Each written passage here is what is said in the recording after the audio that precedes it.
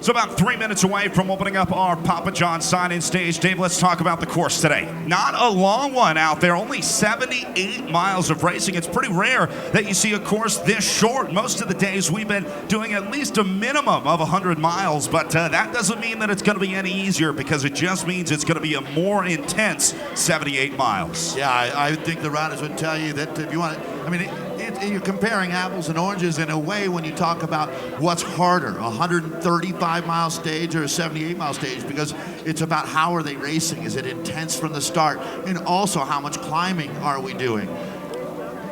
Brad, we wanted to thank Skull Candy. Skull Candy wouldn't have been conceived without the community that inspired it. Park City is an incubator of action sports, art, and culture. Our employees live and breathe the lifestyle that it provides. Your amigo, Ted King, maybe not going to be your director next year. Doesn't sound like it.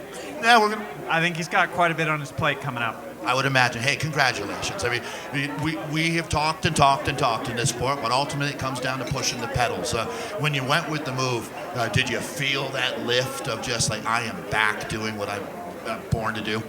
Yeah, I felt good on the last climb there. I went pretty early. It was quite a ways out, but it was a tailwind, so I figured, even if they're sitting on your wheel, they're going to be hurting too. So put the pressure on early and try and make a good gap, and it worked out really well for me. Ben, come on up. What a ride yesterday. Ben, when you went, so this is Ben King. I'm sorry, ladies and gentlemen, our Vivint rider from yesterday with the unbelievable heart that you showed. When the gap opened up over the top of the big cottonwood, excuse me, you ended up coming back on the descent. Were you taking some pretty big risks to rejoin there?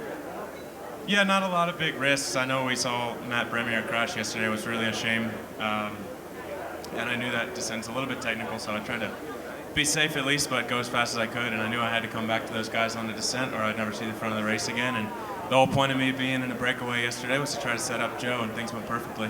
Yeah, it's very rare that happens. It's almost like doing the hitch and hook pass in the NFL.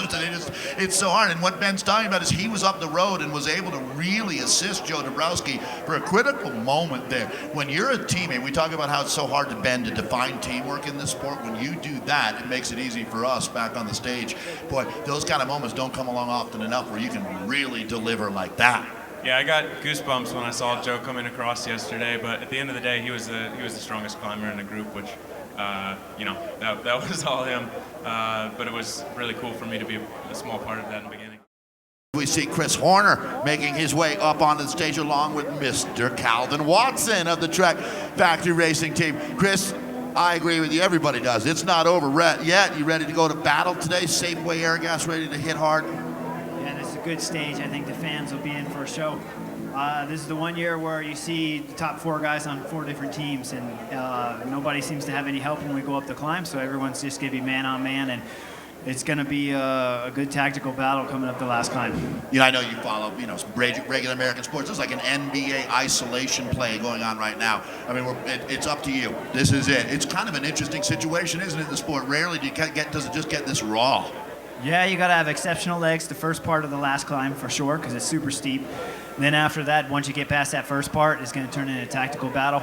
Maybe a couple guys come back on. I saw it happen last year that way, but it's pretty rare. So I think it's going to be 4-8 guys for the second half of that climb, just duking it out back and forth. And if there's any hesitation, whenever the hesitation comes, that guy wins. Here he is, ladies and gentlemen. What an honor it is. He's been on the podium at the Tour de France, 5-time Luxembourg national champion, and a heck of a nice guy. Frank Schleck signing in. Frank, thanks again for coming back to Utah. How's you? Well, you were great yesterday, but on the bike, things are good. How's things off the bike for you? Good. I shouldn't complain of the bikes. Everything is good. Been out on the road since 5 weeks now, and I'm looking forward to catch the flight tomorrow to go 1 week, a very short week home, see the family, see the kids, and then off to the Vuelta again for weeks. So. Yeah, but the preparation here in Utah, I would think the 2 things: physically, you're ready now. It's 2 daughters. Am I correct that you have, Frank? Yeah, 2 daughters. One of 5 years. and the other one 1.5 years. So You ever get to know that does she watch you on the computer? Does maybe mom dial up Tour of Utah to her tracker, or maybe a little young right now? nah, honestly, I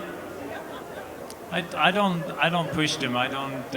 Okay, she knows that Daddy's riding his bike, and he's She thinks Daddy's a big push bike person, right? yeah. She knows that, but she doesn't really get it, and that's fine for me. I mean, when I'm home, I'm not.